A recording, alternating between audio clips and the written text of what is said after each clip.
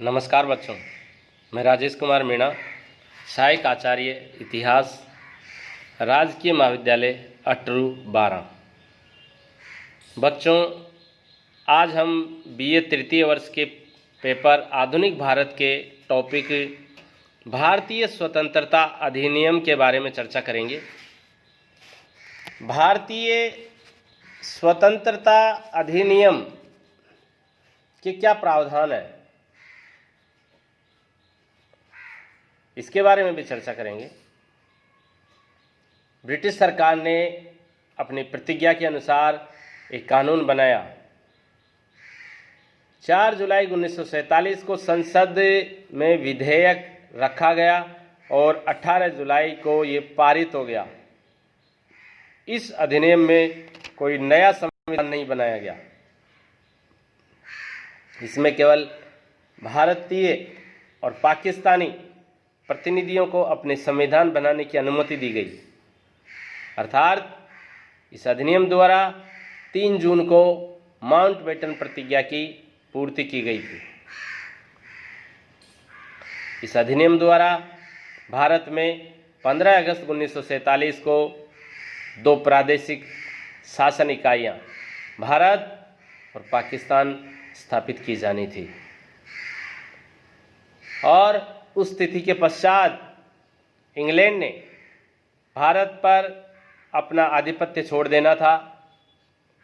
नए संविधान बनने और लागू होने तक यही संविधान सभाएं ही विधानसभाओं के रूप में कार्य करेंगी और 1935 के एक्ट के अनुसार कार्य चलेगा। प्रत्येक प्रदेश को 31 मार्च 1948 तक गवर्नर जनरल द्वारा पारित एक्ट से इस अधिनियम में परिवर्तन करने का अधिकार दिया गया और उसके उपरांत वहाँ की संविधान सभा को यह अधिकार प्राप्त होगा। सम्राट कानूनों के निषेधाधिकार अथवा उसे महामहिम की इच्छा पर छोड़ देने का अधिकार त्याग दिया गया और प्रत्येक गवर्नर जनरल को अपने अपने देश के विधानमंडलों द्वारा पारित कानूनों को स्वीकार करने की अनुमति दे दी गई। इस अधिनियम के अनुसार ब्रिटिश का भारतीय रियासतों पर प्रभुत्व भी समाप्त हो गया और 15 अगस्त 1947 को सभी संधियां और समझौते समाप्त माने जाएंगे, ऐसी घोषणा हो गई। परंतु जब तक कि इन नए प्रदेशों और रियासतों के बीच नए समझौते नहीं होंगे और 15 अगस्त 1947 को सभी संधियां और समझौते समाप्त माने जाएंगे, ऐसी घोषणा की गई। परंतु जब तक इन नए प्रदेशों और रियासतों के बीच नए समझौते नहीं होंगे, उस समय तक तत्कालीन समझौते चलते रहेंगे। इसी प्रकार उत्तर पश्चिमी सीमा पर बसने वाली जातियों से समझौते उत्तराधिकारी प्रशासन द्वारा संशोधित किए जाने थे।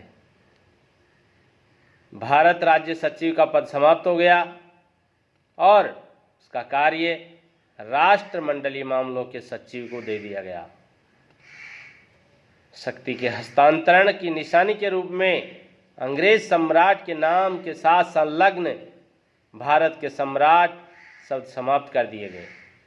दोनों राष्ट्रों को राष्ट्रमंडल छोड़ने की अनुमति थी।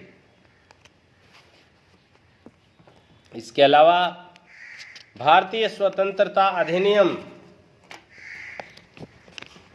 के बारे में संक्षेप में हम कह सकते हैं कि भारत में क्राउन पर आश्रित एक उपनिवेश के स्थान पर 2 स्वतंत्र अधिराज्य स्थापित हो गए।